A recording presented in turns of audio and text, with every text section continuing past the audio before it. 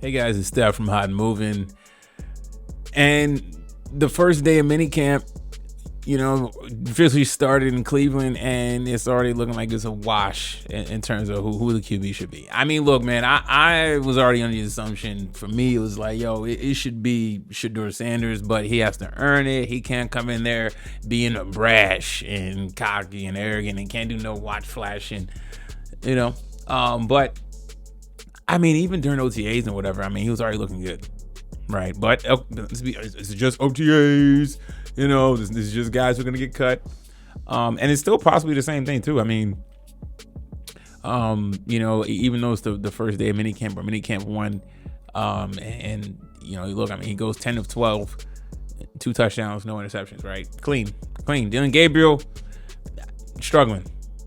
Now, look, I was never hard on Dylan Gabriel. I said, hey, look, it sucks that the young man got to also deal with Shedeur Sanders' circus.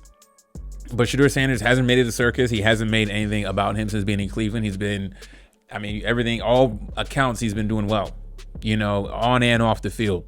But that's not a surprise. I hate to have to even say that, as if Shedeur Sanders has been a malcontent and being disobedient and being a problem wherever he went. And based on all the pre-draft reporting and how he's been in interviews and all this other nonsense, that we gotta say those things and to seem as if he's always been a problem, and that's just not the case. When I spoke on this about a week ago, a couple weeks ago, just kind of how Deion Sanders had to shut that stuff down. Just kind of like, how's my son unprepared? How you tell me my son is unprepared and everything? When he's had different coordinators and he's been a leader on the team, and on the side, wishing Deion Sanders speedy recovery for whatever health issues he's going through. It seemed like it was pretty serious, so he's in my thoughts and prayers. So wishing Coach Prime the best. But look, Joe Flacco didn't practice. Okay, he's a vet. He's already listed as QB1. But I mean, if this is the trend, right? If this is the trend, he's, if every stat chart that comes out from training camp that shows how well Shedeur Sanders is playing, and he looks better in preseason, I mean, why can't he be QB2? I mean, look, the Cleveland Browns, they don't have the luxury of going with Joe Flacco. It's like, if Shedeur Sanders looks like he's ready to play and he's being consistent in practice, then what are you waiting for? Go ahead and play him and see what you got. Make me jealous. I'm a Steelers fan. I'm mad we didn't draft him at 21. Right? Remind Steelers fans how dumb we look. But I mean, we'll see how Aaron Rodgers looks as well. But I mean, that's a 1-year rental at that point. Drafting Shedeur Sanders could have been the guy if he does well for the Browns. That could have been our guy for the future. But no, we want to be conservative, and we want to play this weird game of revolving QBs and whatnot. Is it possible the Cleveland Browns got this right? Is it possible? Is it possible? So far, I know it's just camp, but you know what? If they want to parse everything after Shedeur Sanders was done playing football in college and getting ready for the draft, then I think it's fair game to parse and be all critical on training camp. Then I think it's fair game. You can't have it both ways. You can't critique him for interviews and stuff like that, but then when it comes time to actual practice, then you want to be like, oh, it's just practice. No. I'm not operating that way.